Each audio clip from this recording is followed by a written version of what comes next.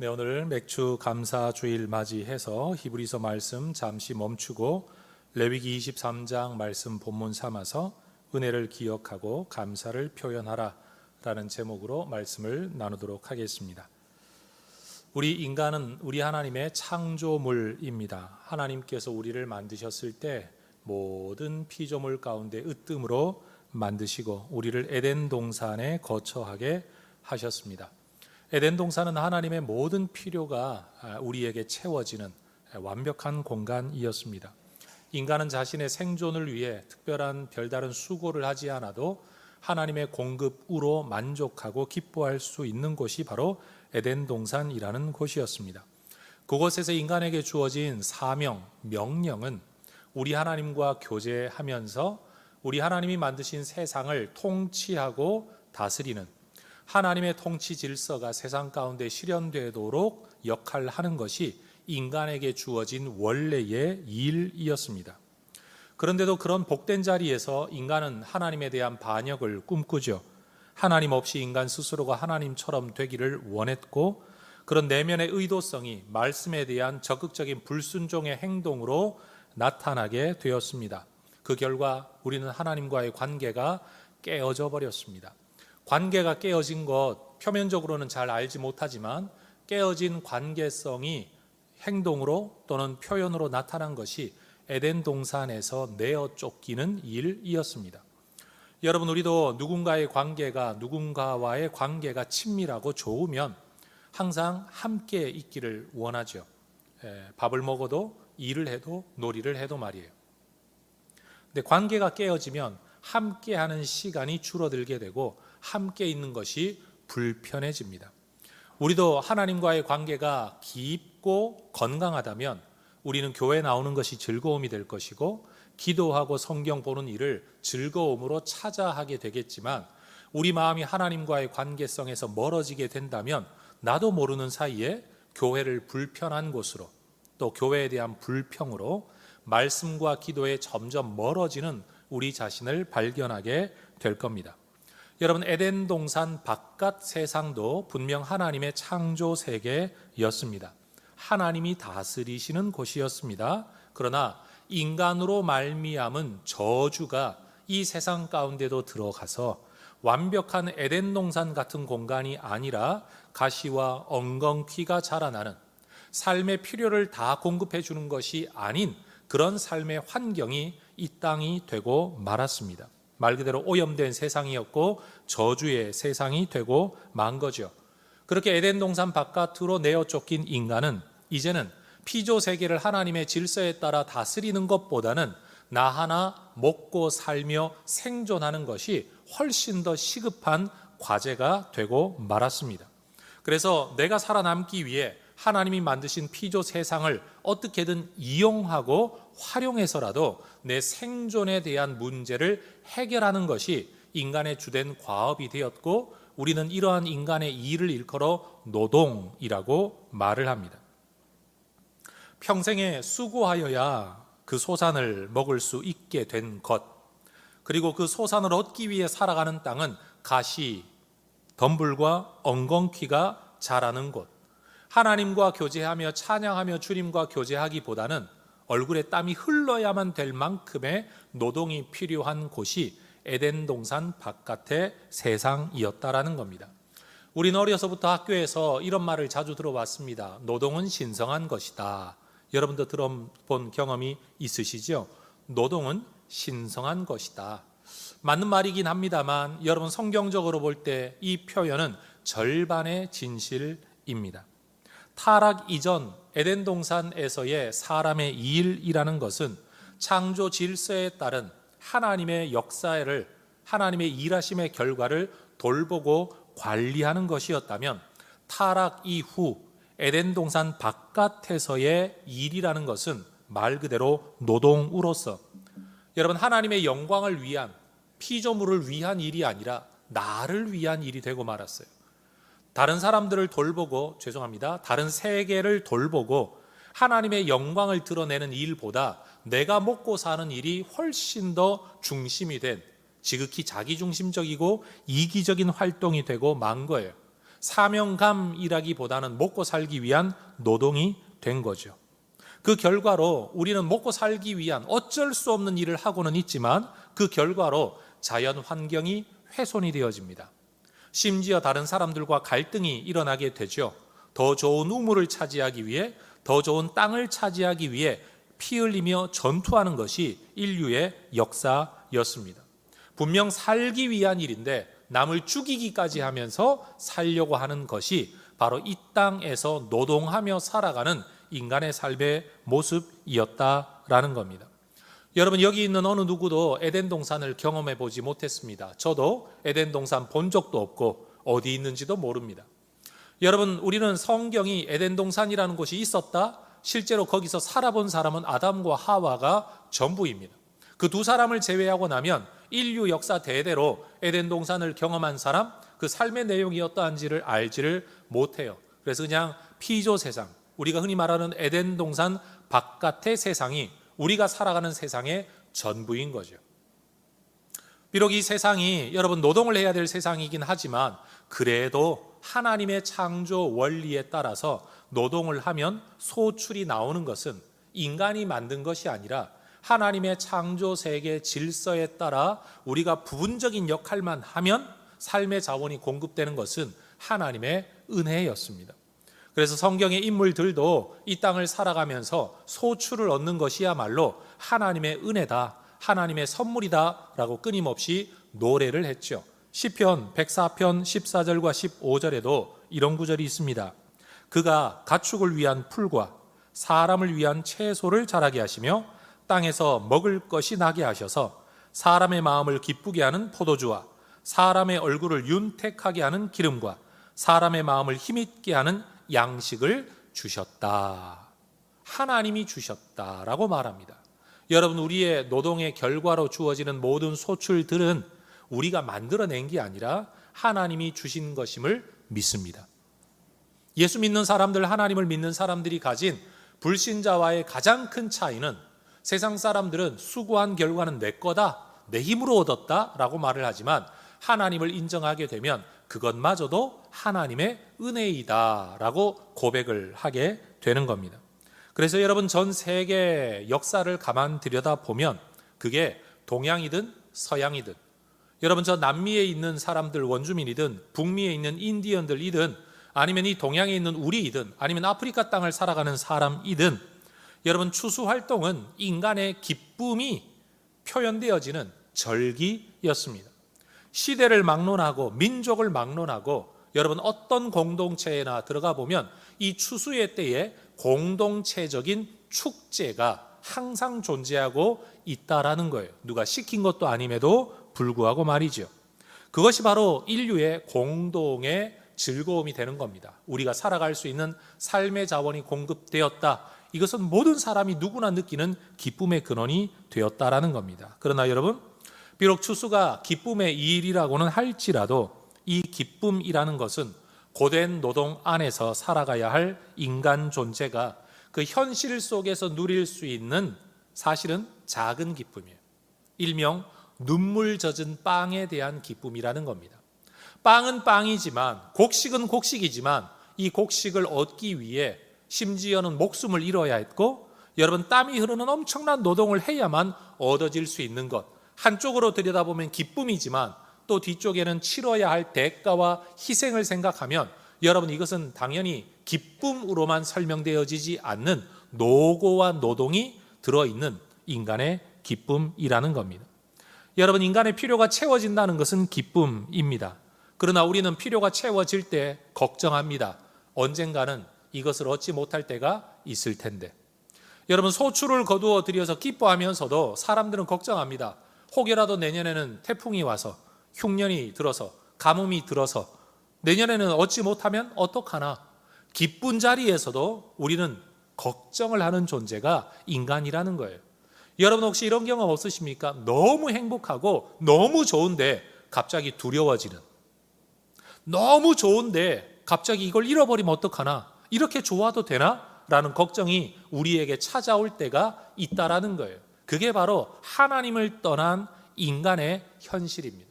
기쁨인데 기쁨만 존재하지 않아요. 기쁨을 잃어버릴 것에 대한 염려와 걱정이 그 배경에 깔려 있죠. 진정한 사랑이 있는데 여러분, 그 사랑 이면에 걱정과 염려가 깔려 있는 게 우리 인간의 한계라는 겁니다. 그러다 보니 여러분, 이러한 추수의 기쁨 속에서도 우리는 이 추수를 얻지 못할 때, 소득을 얻지 못할 때, 여러분, 그것이 우리 마음속에 염려로 작동을 해서 우리는 조금이라도 더 비축하고 쌓아두려는, 왜요? 불안한 그때를 대비해서 내가 뭐라도 해야 된다라는 이 염려가 우리에게 작동을 하죠. 그건 남을 위한 게 아닙니다. 철저하게 나를 위한 것이에요. 그래서 그 이기심이 내 마음속에 중심이 돼요. 여러분, 소출의 기쁨도 누구를 위한 기쁨이냐? 나를 위한 기쁨이에요. 남이 많은 소득을 가지는 게 나의 기쁨 되지 않아요? 결국 내 주머니 들어오는 게 많아야 나의 기쁨이 된다라는 겁니다. 그래서 우리는 소출에 대하여 민감하고요. 여러분, 내가 조금이라도 손해를 볼 것에 대하여 지극히 예민한 것이 우리의 기쁨 이면에 가지고 있는 또 다른 흔적들이라는 겁니다. 여러분, 우리가 지금 추수라는 것과 연관되어져서 하나의 절기를 맞이하면서 여러분, 성경은 이러한 추수에 대하여 그리고 절기에 대하여 우리에게 어떤 의미를 전달하려고 하는지를 저는 말씀 가운데 좀 나누어 보려고 합니다. 비록 구약의 율법 속에 담겨 있는 명령들이라 오늘 우리가 이 절기를 그대로 지켜야만 구원받는다, 이런 가르침은 아니지만 우리 하나님께서, 지금 우리 하나님이 그 구약에도 율법을 주신 하나님이시기 때문에 그들 그 시대의 그 문화 속에서 이 명령을 하실 때에 어떤 의도와 목적을 가지고 하셨는가를 깊이 들여다보면 비록 절기는 우리와 똑같지 않더라도 우리의 삶 속에서도 그런 의미, 그런 어떤 삶의 어떤 계기가 필요하다라는 것을 깨달을 수 있게 되는 거죠. 여러분, 경작은 노동활동입니다. 인간의 활동이에요. 그러나 추수는 하나님의 활동인 줄로 믿습니다. 여러분, 인간의 수고와 하나님의 은혜가 인간 세상 속에는 절묘하게 어우러져 있습니다. 어디까지가 인간의 일이고 어디까지가 하나님의 일인지를 우리는 정확하게 구분 지을 그런 통찰력과 분별력을 가지고 있지를 못해요. 자, 따라하십시다. 힘든 내 인생 속에도 하나님 일하고 계십니다. 다시요. 내 뜻대로 되지 않는 삶 속에서도 하나님의 섭리는 이루어져 가고 있습니다. 도대체 이 고생스러운 인생 속에 뭐가 하나님의 손길이냐, 뭐가 하나님의 섭리냐, 하나님 뭘 하고 계시느냐라고 질문하면 이겁니다 라고 꺼내어 들 건 없지만, 모르지만, 그러나 우리는 압니다. 이 삶 속에서도 하나님이 분명히 일하고 계시다. 여러분, 그렇게 믿으십니까? 여러분, 이것이 바로 우리의 신앙인 줄로 확신하게 믿습니다. 여러분, 오늘 레위기 23장을 보면 하나님의 백성으로 선택된 이스라엘 백성들이 이 가나안 땅에서 살아가는 동안에 하나님 앞에서 항상 이 절기가 되면 이런 형태로 절기를 지켜라, 예배해라, 제사해라 했던 명령들이 나타나고 있습니다. 이 레위기 23장에 보면 8개의 절기가 명령되어져 있습니다. 그 중에 첫 번째 절기는 안식일이에요.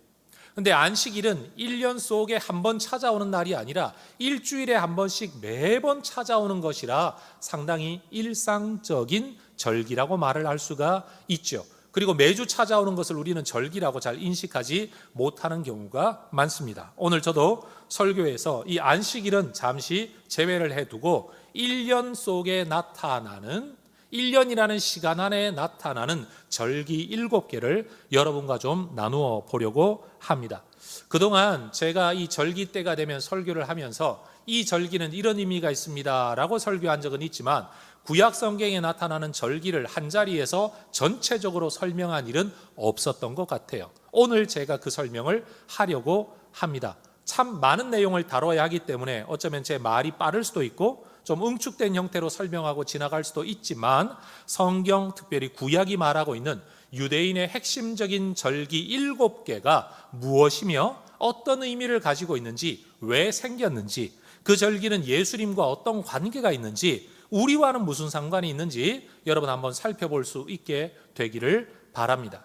더 중요한 것은요, 이 절기가 7개라고 말을 하고는 있지만 사실은 3개씩 섞여 있는 세트가 3개로 구성되어져 있는 절기다라는 것을 먼저 말씀드리고 싶어요. 그러니 여러분 7개라는 골치 아픈 기억 말고요, 크게 3가지 절기가 있다라는 개념을 가지면 좋겠어요. 여러분 성경을 보면 이 세 절기에는 너희가 내게로 나와 너희 얼굴을 보여라, 올 때는 빈손으로 오지 말고 예물 가지고 와라, 하나님이 명령을 하셨는데 하나님께서 7개 중에 3개만 지키면 된다, 그 말씀하신 게 아니고요, 알고 보면 절기가 연결되어져 있어서 한 기간 안에 절기가 3개가 들어있고, 또 여기에도 하나의 절기인데 이름이 3개가 되어져 있고요, 또 여기에도 3개의 절기가 한 세트로 묶여져 있는 것이다 라는 것을 먼저 설명드리고 싶습니다. 자, 질문할게요. 이스라엘의 절기는 몇 세트로 구성되어져 있다고요? 3세트로 구성되어져 있다. 여러분 최소한 이것만 먼저 기억하시면 좋겠습니다. 자, 본문으로 들어가기 전에 성경 한 구절을 먼저 읽죠. 오늘 본문 2절 같이 한번 읽어 보십시다. 23장 2절입니다. 시작. 이스라엘 자손에게 말하여 이르라. 이것이 나의 절기들이니 너희가 성회로 공포할 여호와의 절기들이니라. 따라하십시다. 나의 절기, 여호와의 절기. 질문해 볼게요. 여러분, 사람들이 모여서 합의하고 회의해서 절기를 만들었습니까? 하나님께서 명령하셨습니다.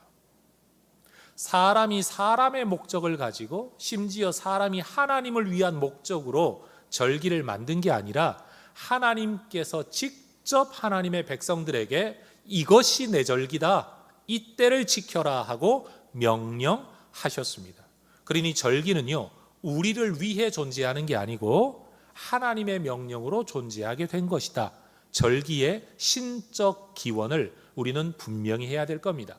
그리고 이 절기 때 사람들이 해야 될 게 뭐냐? 성회로 공포하라라고 말씀을 하시죠. 성회가 뭡니까? 거룩할 성자의 모일 회자입니다. 인간의 목적을 위해 모이는 게 아니라 오직 하나님만을 위해, 하나님께 예배하기 위해 모여야 하는 자리, 성경은 이것을 성회라고 부르는 거예요.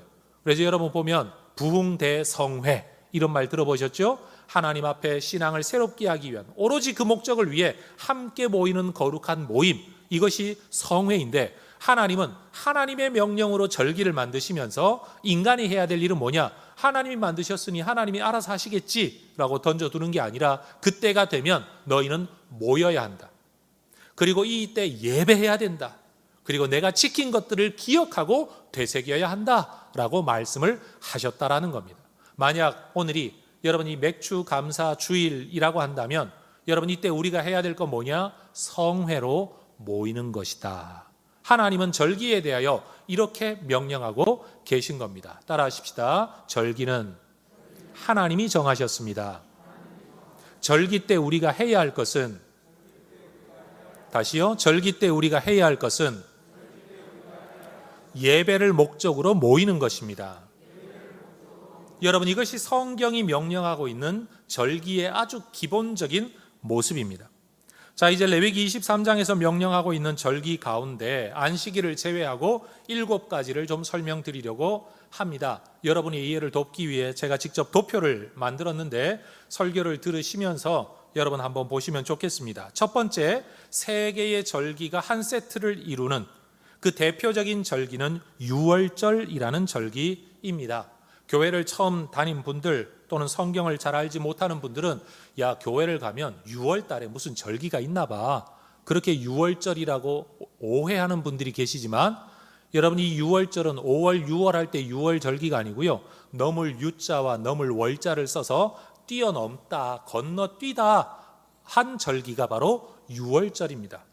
잘 알아들으셨죠? 6월 달에 있는 유월절이 아닙니다. 건너뛰다 하는 절기입니다. 여러분, 이 유월절은 언제 제정된 절기입니까? 하나님께서 이스라엘 백성들을 이집트에서 끌어내어 자유의 백성 약속의 땅으로 이끌고 들어가시기 위해서 여러분 애굽에다가 바로 왕에게다 끊임없이 요구하는데 바로가 이것을 듣지를 않습니다. 여러 가지 재앙이 계속되어지는데도 불구하고 마음의 완악함을 여러분 내려놓지를 않습니다. 결국 하나님 말씀하십니다. 내가 이 이집트의 온 집안에서 짐승의 첫 새끼와 사람의 첫 자식을 내가 죽음의 천사를 보내어 다 죽이겠다. 심판하겠다. 다만 내가 하나님이라는 걸 믿는 사람들은 어린 양을 잡아 죽여 그 피를 흘려 그 피를 문설주와 임방에다가 발라라. 그러면 죽음의 천사가 그 집은 건너뛰어 그 집에서는 짐승도 사람도 아무도 죽지 않을 거다라고 말씀을 하셨습니다. 여러분, 유대인들이 이 말씀에 순종했을 뿐만 아니라 심지어 유대인이 아닌 사람들 중에서도요, 하나님이 두려워 여러분 이 말씀대로 따라한 사람들이 있었다고 성경은 이야기합니다. 그래서 여러분, 하나님의 죽음의 천사가 심판의 행위를 할 때 죽을 수밖에 없는 처지에 있는 사람들에게 어린 양의 피, 하나님의 약속이 있는 피를 바름으로써 죽음의 천사가 건너뛰어 생명을 얻게 되고 자손을 보존하게 된 절기가 바로 유월절이라는 겁니다. 네, 놀랍죠? 이 유월절을 기념하면서 우리는 죽어야 할 사람들이 살았다라는 것을 구약시대 내내 사람들이 기억을 했는데, 우리 예수님께서 이 땅에 오셔서 이 유월절에 십자가에 매달리시고 피를 흘리심으로 우리의 어린 양이 되셨어요. 그 예수, 하나님의 구원, 마치 피를 바르면 죽음의 천사가 건너뛸 거다라고 말씀하셨던 것처럼 이 예수의 피를 너희의 마음에 믿음으로 바르는 자 누구든 영원한 죽음에 처하지 아니하고 죽음이 건너뛰게 될 거다라는 이 약속이 여러분 1400년이나 전해져 온 유월절 절기가 정작 예수님의 십자가 사건을 통해서 우리에게 의미 있는 절기가 되었다라는 거예요.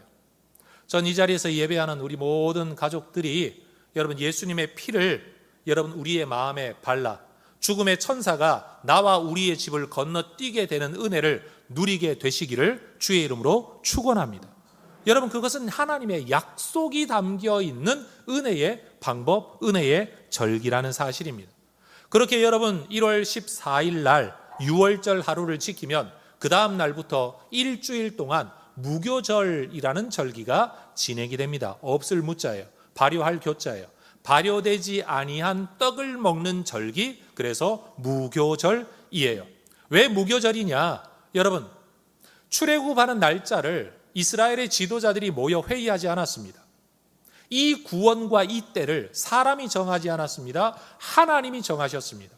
갑자기 찾아온 그 구원, 그래서 그들은 여러분 하나님의 백성으로 이집트 땅을 떠나는 과정 속에서 발효되지 않은 떡을 먹을 수밖에 없었습니다. 그러니 여러분, 준비되지 않은 구원에 하나님의 은혜로 따라 나서는 순종의 행위가 이 발효되지 않은 떡을 먹는 것이죠. 더군다나 여러분, 발효되지 않은 이라는 것 속에는 하나님의 백성들이 익숙한 이집트 땅을 떠나서 하나님의 인도하심을 따라 살아가려면 세상의 가치, 세상의 사고방식이라는 불순물이 들어와서는 이 길을 못 간다. 그래서 여러분, 그리스도인이 하나님의 말씀으로 순종하는 하나님의 백성으로 하나님의 뜻에 따라 살아가는 성화의 과정을 거치는 것이 구원받은 백성이 이 땅에서 살아가야 할 삶이다 라는 점에서 발효되지 않은 떡, 이스트, 누룩이 들어가지 않은 떡이라는 것은 세상의 것으로 오염되지 아니한 우리의 신앙을 의미한다라는 거예요. 그래서 여러분, 무교절이 되면 우리는 뭘 기억해야 되냐? 우리가 세상에 오염되어 있나 그렇지 않은가를 돌아보면서 정말로 하나님의 은혜로 받은 구원을 순수한 믿음 그대로 끝까지 지켜나갈 수 있도록 우리를 돌아보아야 되는 절기가 무교절이라는 거예요. 그런데 여러분, 이 무교절이 7일 동안 진행이 되는데 여러분, 일주일 7일 동안 진행이 되면 그 7일 가운데 어떤 날은 분명히 안식일이 돌아오게 되겠죠. 제 말이 이해가 되시죠?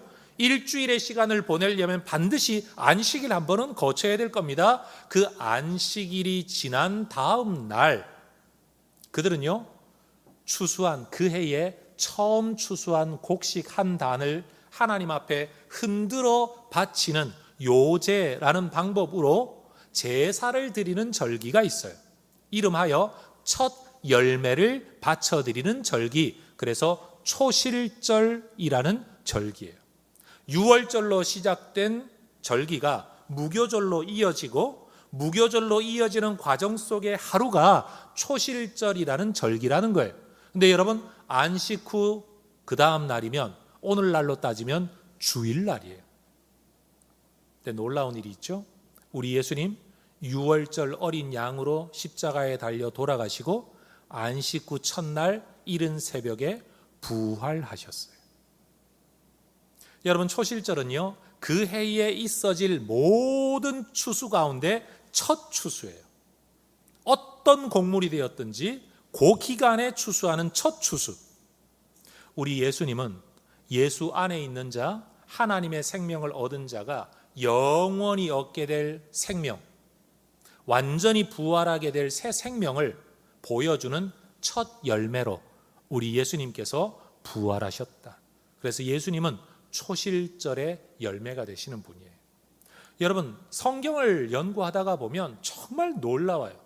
사람들은 성경을 짜집기 했다라고 이야기를 하지만 여러분, 1400년 전에 예언되어졌던 그 예언을 여러분 1400년 동안 지키고 살면서 그게 뭔지도 모르고 살았는데, 가만 보니 예수님이 행하신 일들은 그 절기 안에 담겨있는 의미를 그대로 날짜까지 맞춰가면서 여러분 우리의 구원을 이루셨다라는 것이 어떻게 짜집기라고 말할 수 있겠습니까?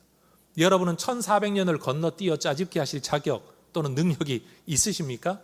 우리 하나님은 6월절 어린 양 되시고 여러분 이 초실절의 첫 열매가 되시는 분이시다. 예수의 죽음과 부활을 의미하는 이 첫 세트의 절기가 있다라는 거예요. 두 번째는요, 여러분이 초실절이면 첫 열매를 바쳐드린 제사 아닙니까? 농사로 따지면 이 절기, 이 농사 추수가 약 49일 정도 지속이 되어졌다고 해요. 한 달 반가량 지속이 되는데 일주일 7일이 7번 지난다. 그럼 49일 지나는 거죠.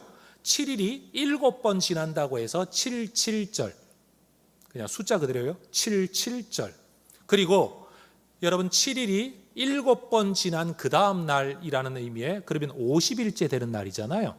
여러분 우리도 초순, 중순, 하순이라는 말로 한 달 30일을 10일 단위로 끊어 말을 하듯이 이 10일을 의미하는 순자처럼 여러분 오순절이라는 것은 초실절로부터 50일째 되는 절기, 오순절, 50일 절기, 바로 오순절이에요. 이 오순절 날 여러분 초실절에서부터 거두기 시작했던 밀, 사실은 보리가 아니에요. 밀, wheat. 그 밀을 여러분 추수가 끝난 것을 기념하여 바쳐드린 제사가 맥추절이에요. 우리나라 농사는 밀농사를 하는 나라가 아니기 때문에 여러분 우리는 주로 보리 농사를 하는 때이기 때문에 이 맥추절이라는 용어를 즐겨 사용을 하게 되죠. 성경에도 맥추절이라는 단어는 분명히 있습니다. 그런데 중요한 건 여러분 예수님이 초실절의 열매로 부활을 하신 다음에 성경을 읽어보면 이 땅에 약 40일 정도를 머무시면서 부활한 자신을 사람들에게 보여주시고 하나님 나라의 일들을 가르치셨다. 성경 그렇게 말씀합니다. 예수님 부활하시고 그냥 사라지신 게 아닙니다. 이 땅에 40일 정도 계시면서 수많은 사람들에게 부활의 몸을 보여주셨어요. 그리고 승천하시면서 제자들에게 말씀하셨죠. 아버지께서 약속하신 것을 기다려라 그랬습니다. 그러자 성도들이 마가의 다락방에 모여 기도하면서 아버지의 약속하신 그 무엇인가를 기다렸습니다. 그런데 오순절 절기가 되는 날 갑자기 하늘에서 급하고 강한 바람 같은 소리가 불의 모양으로 나타나 그들에게 임하였습니다. 한마디로 성령이 오신 거죠. 여러분 성령은 우리에게 어떤 의미가 있는가 하면요, 사실 우리가 1년 농사 중에 우리 한국 두고 보면 쌀 농사가 주된 농사이고 쌀을 먹고 사는 거예요. 그런데 여러분 먹고 거의 떨어질 즈음에 보리 농사를 지어서 이 어려운 때를 가을에 추수 있을 때까지를 견디는 게 주로 보리였죠. 진짜 추수가 우리에게 완벽하게 제공될 때까지 중간에 견디는 힘, 그게 사실은 보리였다고요. 여러분 성령은 우리에게 어떤 의미가 있느냐, 완벽한 하나님 나라의 구원이 이루어지기까지 이 땅을 버티고 살아내어야 할 우리에게 여러분 이 땅을 버티고 살 수 있는 힘의 근원으로 우리에게 주어진 분이 바로 성령 하나님이세요. 그러니 여러분, 이 맥추절이라는 절기 속에 신약에서는 이 절기는 맥추절, 오순절, 이 절기가 성령 강림절이라는 의미로 우리에게 더 강력하게 자리하게 된다는 거죠. 원래 그래서 여러분, 부활절로부터 50일째 되는 날을 성령 강림절로 지켜야 돼요. 원래는. 그러니까 부활절로부터 7주 딱 지나면 성령 강림 주일이라고 우리가 지켜야 되는데, 여러분, 성령 강림 주일과 원래 맥추절은 같은 날이어야 되는데 우리나라 상황에서 맥추, 보리추수라고 단어를 사용을 하니까 우리나라 정황에서는 그 50일째 되는 날보다 이 6월 하순 7월 초가 여러분 적절한 때라고 해서 좀 더 상황화되어져 요 때를 맥추절로 지키고 있을 뿐이지만, 성령 강림절과 맥추절은 사실은 같은 날이다라는 것을 여러분이 이해하시면 좋겠습니다. 여러분, 그러니 77절, 오순절, 성령 강림절, 맥추절, 이건 사실은 같은 사건, 같은 시기에 한 세트의 절기인 거예요. 자, 두 번째 세트 설명 끝났습니다. 자, 이제 세 번째 세트 절기 넘어갑니다. 여러분, 우리에게도 양력이 있고 음력이 있고요. 우리 교회 다니는 사람들에게는 종교 신앙에 따른 교회의 절기가 있죠. 우리는 이 모양 저 모양으로 여러 개의 달력을 사용하면서 살아갑니다. 이스라엘 백성들도 마찬가지였어요. 그들의 일상적인 달력이 있었고, 출애굽하는 날을 신앙의 기점으로 삼아 1월 1일로 삼는 종교 달력이 있었고요. 또 농사를 짓기 위한 달력도 있었어요. 그런데 그들이 한 해의 시작이라고 일컬어지는, 우리로 따지면 그냥 양력 1월 1일로 일컬어지는 그날, 이들은 새해의 시작이다, 새로운 삶이 시작되었다라는 점에서 나팔을 불었다고 합니다. 그래서 그날을 나팔절이라고 말합니다. 큰 의미 없어요. 그냥 새해의 시작이다, 새로운 한 해의 시작이다, 나팔을 불었다는 거예요. 그런데 여러분, 어떤 책에 근거하면 이 나팔절이 모세가 하나님으로부터 이 십계명 돌판을 받아와서 처음에는 깨뜨려 버렸고, 두 번째 십계명 돌판을 받아서 이스라엘 백성들에게 가지고 내려오기 전에 이스라엘 백성들이 그 하나님의 율법을 받기 위해 준비된 기간, 나팔을 불며 준비했던 기간이 나팔절과 연결된다는 자료도 있어요. 근데 정작 우리에게 정말 중요한 건 뭐냐? 예수님 말씀하시기를 마지막 날이 되면 천사장의 호령과 나팔 소리와 함께 예수님이 우리에게 재림하게 되실 거다. 여러분, 예수님이 이 땅에 오시는 건요, 인류 역사가 완전히 새로운 차원으로 접어드는 겁니다. 말 그대로 새 하늘과 새 땅이 열리는 첫날이 되는 거예요. 그러니 여러분, 구약 성경의 나팔절은 한 해의 시작을 의미할 뿐이지만 우리가 언젠가 기대하게 될 진정한 나팔절은 뭐냐? 예수님의 재림의 나팔로 말미암아 여러분, 썩어지지 아니하고 죽지 않은 몸으로 변화되어진 여러분 새하늘과 새 땅에서의 삶이 우리에게 열려지게 될 것을 우리는 꿈꾸고 믿고 기다리는 절기가 나팔절이 되어야 한다라는 거죠. 이 나팔절로부터 여러분 열흘이 지난 날을, 그때를 속죄일이라고 말을 하는데, 이 절기예요. 대속죄일. 우리가 히브리서 말씀을 통해 이미 살펴보았던 것처럼 여러분, 아론 후손 제사장들은 자기가 원할 때마다 지성소에 들어갈 수가 없었어요. 내가 원하는 날 1년에 한 번 들어가는 게 아니라 정해진 날짜가 있었어요. 이스라엘의 달력에 의하면 7월 10일, 양력과는 달라요. 7월 10일. 이 날은 대제사장이 정말 자신을 정결하게 하고 준비해서 하나님 앞에 1년에 딱 한 번 들어가는, 지성소에 들어가는 그런 날, 특별한 날이죠. 그런데 여러분, 우리는 대제사장이, 아론 제사장이, 죽는 제사장이, 자기를 위해 희생제사를 또 드려야 되는 제사장이, 한 해 한 번씩 이 일을 반복해야 될 제사장이 지성소에 들어가는 게 아니라 우리 영원하신 대제사장 예수님께서 하늘 지성소에 단번에 들어가신 그날을 진정한 속죄일로 삼아야 될 줄로 믿습니다. 그러니 여러분, 구약에 나타난 모든 절기들이 사실은 예수님을 통해 더 완벽한 모습으로 이루어졌다라는 히브리서의 가르침을 우리는 오늘도 다시 한번 되새길 수가 있는 거죠. 이런 종교적인 의미가 있는, 역사적 의미가 있는 그냥 한 해의 시작이라는 나팔절, 신앙의 의미가 있는 속죄일, 이 기간이 여러분 특별히 또 무슨 의미가 있는가 하면, 이스라엘 백성들이 광야를 사는 동안 하나님이 그들을 지키시고 인도하셨다는 것을 기억하기 위해서 그들이 가나안 땅에 들어가 집 짓고 살면서도요, 이 절기 때가 되면 나뭇가지로 천막을 만들어 거기서 일주일씩 보내는 절기 초막절, 풀조자에 천막, 장막할 때 막자를 써서 초막절, 다른 말로 하면 장막절이라는 기간을 보내었다는 거예요. 여러분, 약속의 땅에 들어간 하나님의 백성들이요, 우리가 이 약속의 땅에 들어올 때까지 하나님이 우리를 어떻게 지키시고 어떻게 보호하셨는가를 그들은 기억하라고 하나님이 명령하셨습니다. 어떤 면에서 우리는 영원한 약속의 땅을 미래로 바라보지만 오늘 이 자리에 서서 우리의 과거를 돌아보면요, 참 힘들고 어렵지만 그래도 하나님 우리를 견디게 하셔서 여기까지 오게 하셨다라는 은혜를 기억하면서 여러분, 우리의 초막과 우리의 장막을 마음으로 짓는 일이 필요하다. 그게 바로 장막절과 초막절이에요. 그런데 이 절기가 농사의 절기와는 어떻게 연결이 되는가 하면 거의 한 해의 마지막 늦가을이에요. 그래서 수장절이라고 해서 거둘 숫자에 저장할 장자를 써서 모든 곡식을 다 거두어 들여서 이제는 저장해서 여러분, 뭔가를 쌓아놓은 그 감사를, 하나님께서 우리에게 곡식을 이렇게 풍성하게 주신 것에 대하여 감사하는 절기가 바로 수장절이라는 겁니다. 여러분, 제가 설명드리는 거 이해가 되십니까?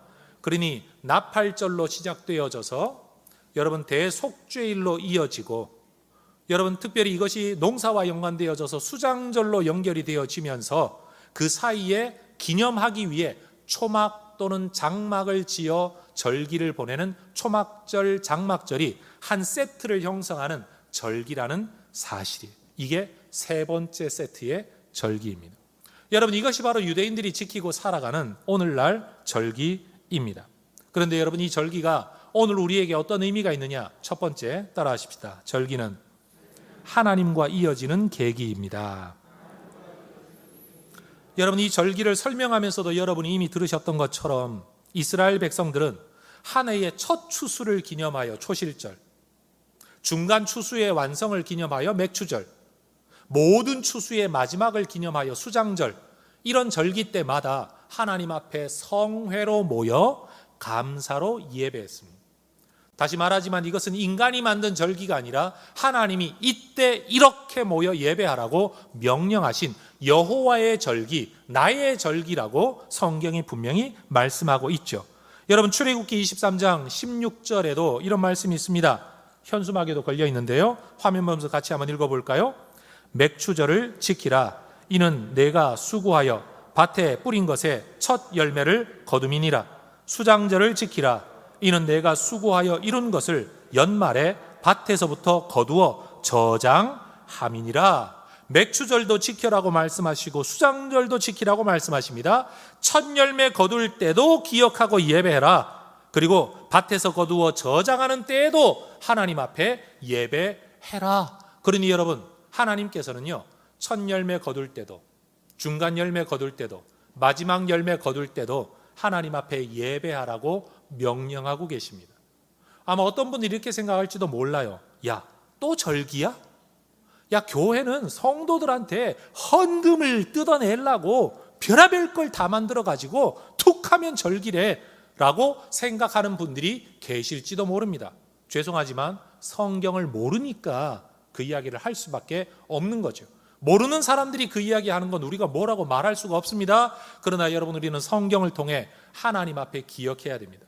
비록 오늘 우리가 농사를 짓고 있는 건 아니지만 한 해의 삶을 살면서 뭔가 첫 열매를 거두어 드릴 때, 그리고 중간에도 뭔가 삶을 살아갈 수 있도록, 마지막을 준비할 수 있도록 버티어갈 수 있는 중간의 은혜가 베풀어질 때, 그리고 한 해 마지막에 모든 소출에 대한 감사를 드릴 때 하나님은 예배하라고 말씀하고 계십니다. 그러니 여러분, 맥추절도 지켜라, 수장절도 지켜라 라고 말하는 걸 보면 우리 교회가 1년의 중간에 여러분 이렇게 맥추절을 지키고 한 해 마지막에 감사주일 또는 송구영신의 절기를 지키는 건 너무나도 성경적인 의미를 가지고 있다라고 말씀드릴 수가 있는 거죠. 목사님, 1년에 한 번만 감사하면 되지 뭘 두 번씩 하십니까? 여러분, 그건 제가 정한 게 아니고 하나님이 이스라엘 백성들의 1년의 삶 속에 1년, one year, 여러분 그 안에 이런 절기들을 통해 의미를 부여하시면서 나의 절기, 여호와의 절기, 성회로 모여 너희가 예배해야 될 때를 하나님이 정해 주셨다라는 겁니다. 그러니 여러분 이런 절기들을 통해 우리는 하나님의 은혜를 되새겨야 되죠. 사실 여러분 우리 인생의 생애 주기 가운데서도 생일, 결혼, 때로는 누군가의 결혼, 그렇죠? 나의 결혼만이 아니라 자녀의 결혼 또는 누군가가 돌아가신 날 우리는 기억을 합니다. 왜 기억을 하죠? 한 사람의 존재에 대한 추억이고요, 추모이고요, 존중감에 대한 표현이죠. 저는 우리 성도 여러분들이 특별히 생일을 좀 의미 있게 지키시면 좋겠어요. 그냥 태어났으니까 축하한다, 그게 아닙니다. 사실 태어나고 싶어 태어난 사람 이 세상에 누가 있습니까? 여러분 생일은 나의 생일인데 사실 나에게 이 생명을 주신 분은 하나님이신 줄로 믿습니다. 절기가 하나님의 것인 듯이요, 사실은 생일도 하나님의 것이어야 해요. 내가 원해서 태어난 게 아니에요. 우리 부모님도 나를 낳으려고 애를 낳은 거 아니에요. 하나님의 섭리 속에, 하나님의 수정의 역사 속에, 여러분 잉태 과정 속에, 출산의 과정 속에 생명, 이런 나가 태어나게 한 건 전적으로 하나님의 주권이죠. 그럼 기껏 여러분 케이크 하나 갖다 놓고 촛불 끄는 거 그게 다가 아니라 하나님은 어떤 목적을 가지고 내게 생명을 주셨을까? 내 삶을 통해 하나님이 의도하신 것은 무엇일까? 과연 나는 하나님이 원하신 뜻대로의 삶을 살아가고 있는가? 내 방향성이 올바로 가고 있는가? 이대로 가면 맞는가? 라는 것을 진지하게 여러분 기도하고 묵상해야 될 날이 생일날인 줄로 믿습니다. 기껏 가족끼리 모여 식사 한번 하는 건 딴 사람이 나를 축하해 주는 것으로 끝나지만 나 자신은 여러분 생일을 그렇게만 보내서는 안 된다라는 거예요. 그런 면에서 생일, 야 안 해도 돼, 나이 먹어가니까 야 초만 늘어나고 야 꼴 보기 싫어, 여러분 그래서도 안 되는 거예요. 죽을 때까지 하나님이 내 인생의 주인, 내 생일의 주인, 하나님이 예배받아 마땅한 날. 그래서 어떤 성도들은 생일 때만 되면 하나님 앞에 감사 예물을 드리죠. 하나님께서 나를 태어나게 하셨고 여기까지 살게 하셨고 하나님의 목적과 뜻을 위해 나를 쓰고 계시다는 사실에 대해서 감사하면서 말이에요. 아마 우리의 자녀들에게도 생일날이 되면 선물 받는 날, 용돈 받는 날로만 자꾸만 기억되도록 우리도 모르는 사이 그렇게 교육하지 말고 이 생일의 주인은 하나님이시다. 너도 태어나고 싶어 태어난 게 아니지 하나님이 주신 거야. 네 인생 하나님의 뜻이 있어. 하나님과 동행하며 하나님의 영광을 위해 살아갈 수 있도록 기도하는 날이 되어야 돼. 여러분 우리의 자녀들에게 이런 교육을 할 수 있기를 주의 이름으로 축원합니다. 우리 스스로도 내 생일을 의미 없이 보내왔다면, 그저 선물 주고받는 날, 가족끼리 식사하는 날로만 보내왔다면 하나님 앞에서 내 생일을 신앙의 절기로, 하나님과 내가 만나는 성회의 절기로 삼는 우리 모두가 될 수 있기를 소망합니다. 여러분 신명기 16장 15절에서 하나님은 이렇게 말씀하십니다. 내 하나님 여호와께서 택하신 곳에서 너는 이레 동안 내 하나님 여호와 앞에서 절기를 지키고 내 하나님 여호와께서 내 모든 소출과 내 손으로 행한 모든 일에 복 주실 것이니 너는 온전히 즐거워할지니라. 따라하십시다. 지키고 즐거워하라. 하나님은 절기에 대해 명령하시면서 지키라고 말씀하십니다. 명령입니다. 의무와 책임입니다. 그런데 억지로 지키는 걸 원치 않으십니다. 즐거워하라고 말씀하십니다. 의무인 동시에 기쁨이 되어야 합니다. 사명인 동시에 자발적인 것이 되어야 하는 것이 절기입니다. 왜요? 이 절기 안에 왜 우리가 즐거워해야 되냐? 성경 말하죠. 네 손으로 행한 모든 일에 복 주실 것이니. 다시 말해 절기는 지나온 것에 대한 감사만을 담고 있는 게 아니라 지나온 날 나를 그렇게 복 주시고 지키신 하나님께서 내 앞으로도 내 삶에 내가 하는 일에 내 손으로 행하는 일에 복 주실 것을 기대하고 믿으며 오늘을 즐거워하는 것. 여러분 그것이 절기에 대한 바른 태도라는 사실입니다. 해성교회 성도 여러분, 또 온라인으로 예배드리고 계신 성도 여러분 꼭 기억하십시오. 절기는요 귀찮아해야 될 것, 교회가 돈 모으기 위해 하는 일이라고 생각하지 말고 하나님의 은혜를 되새기며 하나님의 주실 은혜를 기대하는 날, 그래서 기쁨으로 예배하는 날이 우리의 절기가 되어야 할 줄로 믿습니다. 이렇게 절기를 지킬 때 우리는 이 절기를 통해 하나님과 가까워지죠. 하나님의 은혜를 기억하니까요. 하나님의 은혜 베푸심을 소망하게 되니까 하나님과 더 연결되는 계기가 되는 거죠. 두 번째, 절기는 우리에게 어떤 의미가 있느냐? 절기는 우리를 그리스도와 연결시켜줍니다. 모세가 율법을 받은 이후로 1400년의 시간 동안은 이스라엘 백성들은요, 그냥 반쪽 절기만 지킨 거예요. 그냥 감사하라고 하나보다, 예배하라고 하나보다 하나님이 은혜를 주신다고 하셨으니 그렇게 되겠지, 그게 전부였어요. 그런데 구세주의 은혜가, 메시아의 은혜가, 그리스도의 은혜가 이 절기 속에 담겨 자기들에게 찾아올 건 아무도 생각지 못했던 하나님의 비밀한 섭리였어요. 얼마나 놀랍습니까? 인간의 절기일 뿐이에요. 농사 절기일 뿐이에요. 그런데 하나님의 구원 역사가 인간의 절기 안에, 세상의 달력 안에 여러분 실현되어졌다는 거죠. 여러분, 우리가 기억해야 될 게 이겁니다.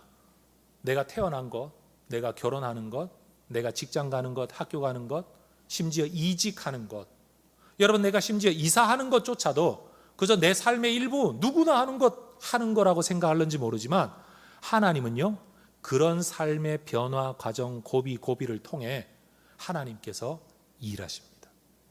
로버트 클린턴이라는 리더십의 대가, 학자 되는 분도요, 우리가 하나님의 섭리가 우리의 삶 속에 실현되어질 때 우리의 삶의 베이스, 기지가 변화되는 것은 매우 중요하다. 그래서 우리의 과거를 돌아볼 때 그냥 추억하지 말고 무슨 일이 특별히 있었던 내 기억 속에 있는 날들을 가만 되새겨 보면 그 변화의 과정과 하나님의 섭리 과정이 뭔가 평행 이룬다는 사실을 깨닫게 될 거다라고 이야기를 합니다. 여러분도 한번 생각해 보십시오.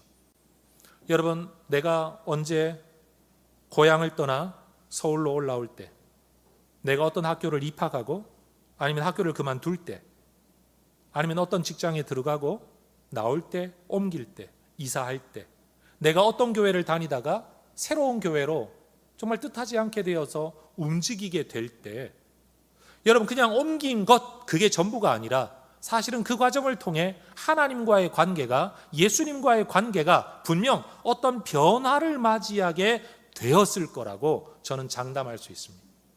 여러분, 우리의 삶을 흘려보내지 말고요, 일상의 삶을 삶으로 버려두지 말고 누구나 겪는 생애 주기, 말 그대로 생로병사, 관혼상제까지 여러분, 이 모든 것들을 그냥 버려두지 마시고요, 하나님의 큰 섭리의 기간으로 예수님과 연결지어보는 성도 여러분 되시기를 주의 이름으로 축원합니다. 여호수아의 인생에 있어서요, 모세의 죽음은 딴 사람의 죽음이었잖아요. 그런데 여호수아 입장에서는 하나님의 영권이 그에게 넘어오는 계기였어요. 엘리야의 천국으로 끌려 올라가는 일은 엘리야 삶의 사건이죠. 이스라엘의 사건이죠. 엘리사 입장에서는요, 그의 영감이 갑절이나 자기에게 임하게 되는 계기가 되었다는 거예요. 여러분, 우리 삶에 일어나는 일들을 일상의 생애 주기의 일로 버려두지 마시고 우리 하나님과 잘 연결지어 보시기를, 또 그렇게 살아가시기를 주의 이름으로 축원합니다. 세 번째, 절기는요, 우리는 그저 하나님, 예수님, 내 신앙 것만 생각하고 있지만 성경의 절기는 항상 이웃과 함께 보내라고 성경은 말씀하고 있습니다. 신명기 16장 14절 같이 한번 읽어보겠습니다. 절기를 지킬 때에는 너와 내 자녀와 노비와 내 성중에 거주하는 레위인과 객과 고아와 과부가 함께 즐거워해라. 절기가 된다고 너만 즐거워하지 마라. 네 땅에서 네 추수음을 얻는다고 해서 너만 즐거워하지 마라. 너와 너의 자녀, 심지어 너의 노비, 심지어 내 성중에 거하는 레위인, 다시 말하면 요즘 말로 하면 이런 거예요. 네 좋은 일 있다고 너만 즐거워하지 말고 교회 목사님들하고 같이 즐거워해라. 심지어 객과 고아와 과부가 함께 즐거워할 수 있게 해라. 여러분, 절기는 하나님께서 우리가 하나님과만 연결되는 존재로 사는 게 아니라 이웃, 심지어 믿지 않는 이방인들, 우리 주변에 있는 사람들, 연약한 사람들과 이어지는 어떤 계기가 되도록 우리 하나님은 명령하고 계십니다. 여러분, 우리나라 전통 속에서도 보면 옛날 누군가가 결혼하는 날 또는 누군가가 돌아가신 날, 여러분 그럴 때는요, 지나가는 거지가 들어와도 내쫓지 않았습니다. 누가 오더라도 밥 한 상 잘 차려 이 기쁨에 동참하고 이 슬픔에 동참하도록 베풀어 준 것이 우리나라 사람들의 기본적인 공동체 의식이었고 삶의 개념이었어요. 요즘은 많이 각박해졌죠. 근데 성경을 들여다보면 바로 그런 날, 인생의 절기, 그럴 때에 너희들끼리만 즐거워하지 말고 이웃과 함께, 객과 고아와 함께, 과부와 함께 즐거워하라고 말씀하세요. 저는 그런 면에서 여러분, 우리 혜성교회가 기념하고 지키는 절기 때마다 어떻게 이웃과 함께 기뻐할 수 있을까를 여러분 끊임없이 고민하고 그것을 실천하는 교회로 우리가 새로워질 수 있기를 소망합니다. 지금껏 그런 일에 소극적이었다면 지금부터라도 우리가 좀 더 적극적으로 이런 일을 실행해야 될 줄로 압니다. 레위기 19장 9절과 10절 같이 한번 읽어보겠습니다. 너희가 너희의 땅에서 곡식을 거둘 때에 너는 밭 모퉁이까지 다 거두지 말고 내 떨어진 이삭도 줍지 말며 너의 포도원의 열매를 다 따지 말며 내 포도원에 떨어진 열매도 줍지 말고 가난한 사람과 거류민을 위하여 버려두라. 나는 너희의 하나님 여호와이니라. 신명기 24장 19절도 말씀합니다.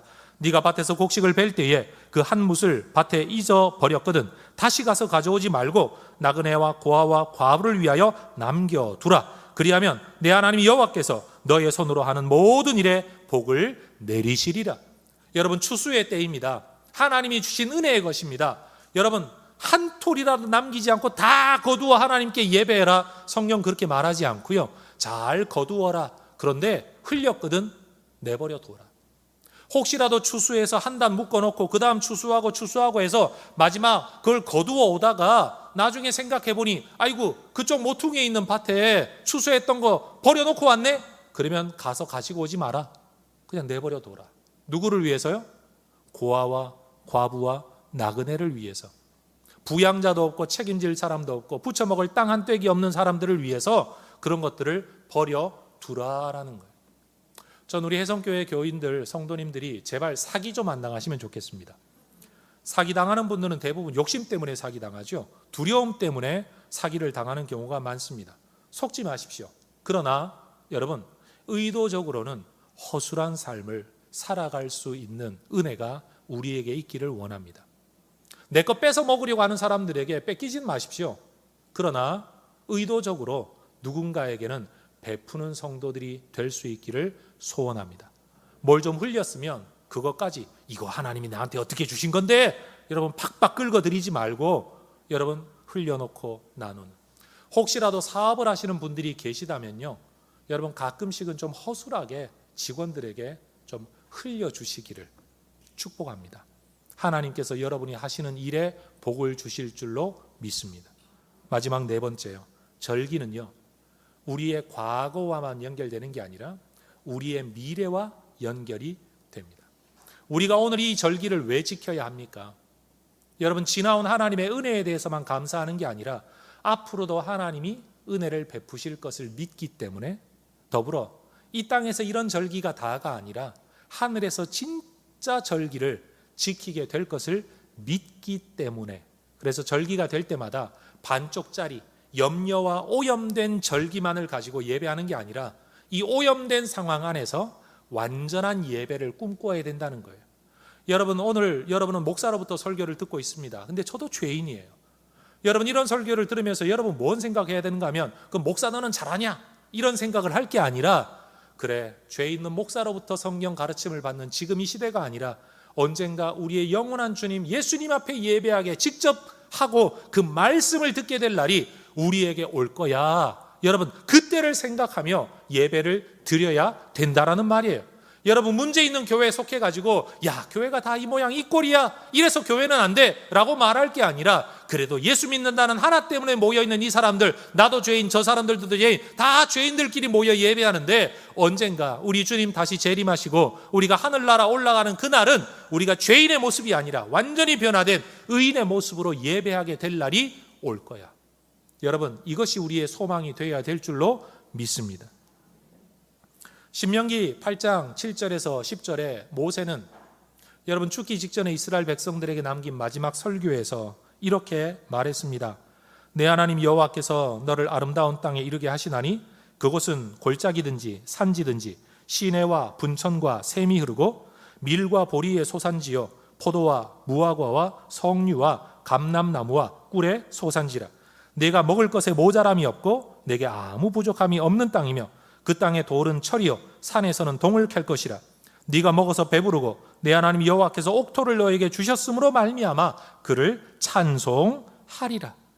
여러분, 광야를 살아가면서 절기를 지키고 있는 이스라엘 백성들에게 모세가 하고 있는 말이 뭡니까? 약속의 땅에 들어가면 이런 삶을 살게 될 거다. 그럼 오늘 여러분, 이 땅에서 죄인의 모습으로, 여전히 죄에 오염된 모습으로, 예수를 믿고는 있지만 연약한 모습으로 절기를 지키고 있지만, 예배를 드리고 있지만, 주일마다 예배당에 나오고는 있지만 여전히 문제가 있고 한계가 있는 우리, 하나님 앞에 절기를 어떤 마음으로 지켜야 되냐? 분천과 샘이 흐르는, 생명수 시냇가가 흐르는 바로 그 하늘을 꿈꾸며 오늘 이 절기를 지켜야 한다라는 거죠. 여러분, 기념일과 절기는 하나님이 명령하신 예배의 방법이고 예배의 이유인 줄로 믿습니다. 이스라엘 백성들은 이 절기를 지킴으로써 내가 하나님의 구원 백성이라는 정체성을 표현하고 고백했습니다.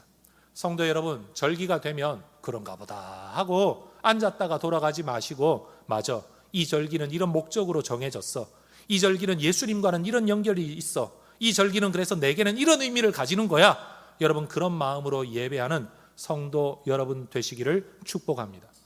여러분, 절기는 하나님의 명령입니다. 기쁨으로 즐거워해야 될 하나님의 예배의 날이 되어야 할 줄로 믿습니다. 여러분, 어원적으로 볼 때 은혜와 감사는 같은 뿌리에서 나와요. 여러분, 하나님이 우리에게 뭔가를 베푸시면 우리는 그것을 은혜라고 부르고요, 우리가 그 하나님 앞에 뭔가를 고백하면 그걸 감사라고 불러요. 은혜와 감사는 같은 뿌리에서 나온 한 어근을 가진 단어인 거죠. 성도 여러분, 하나님의 은혜를 기억하고 감사로 예배하는 성도님들 되시기를 주의 이름으로 축원합니다. 그렇게 감사와 기쁨으로 예배하는 자에게 은혜를 약속하고 계신 이 하나님의 말씀을 믿음으로 받아들이시기를 또한 주의 이름으로 축원합니다. 여러분, 죄성을 따라 살아가는 사람의 특징은요, 이기심이에요. 자기가 주인이고 자기가 하나님이기 때문에 뭐든지 자기 중심이에요. 그런데 영성을 따라가는 사람의 특징은 뭐냐? 자기 중심이 아니라 언제나 하나님 중심이고요, 내가 하나님의 은혜로 여겨온 것처럼 하나님의 통로가 되어 내게 은혜를 베풀어준 다른 사람들을 기억하는 사람이 진짜 영성의 사람인 줄로 믿습니다. 주일학교 선생님 이름도 기억 못하고 얼굴도 기억 못하지만 그때 그분들을 통해 전해준 하나님의 말씀을 얻어먹고 그 시기를 살았고, 이 선생님 저 선생님을 통해 한 해 한 해를 살아 오늘 여기까지 목사가 되었고 여러분들은 성도가 되었죠. 목사님 설교 그때 뭐 했는지 기억도 못하지만 분명한 건 그때 그 하늘의 밥을 얻어먹고 오늘 여기까지 올 수 있는 힘을 우리가 얻게 되었다라는 거예요. 그러니 여러분, 하나님 앞에 감사하고 내 주변의 사람들에게 감사할 줄 아는 사람이 진짜 영성을 가진 사람이다. 여러분, 우리 아이들도 첫 직장 가지고 심지어 첫 아르바이트를 해도요, 첫 예물은 무조건 하나님께 드려라. 첫 열매는 하나님 거다. 두 번째 예물 받으면 그 다음에 부모에게 인사해라, 선생님에게 너 인사해라, 소개해 준 사람한테 인사해라 가르칩니다. 우리 성도 여러분, 이것이 우리의 절기 아니겠습니까? 성경이 말하는 절기도 있고 교회 공동체가 정한 절기도 있고 태어나서 죽기까지의 생애 주기의 절기도 있겠지만, 내 삶에 특별한 의미가 있는 날 나만의 절기를 만들어서 하나님께 예배하고 이웃에게 감사하면서 여러분, 이 절기를 잘 지켜 우리의 삶이 믿음과 사랑으로 부요한 그런 성도들이 되시기를 주의 이름으로 축원합니다. 기도하겠습니다.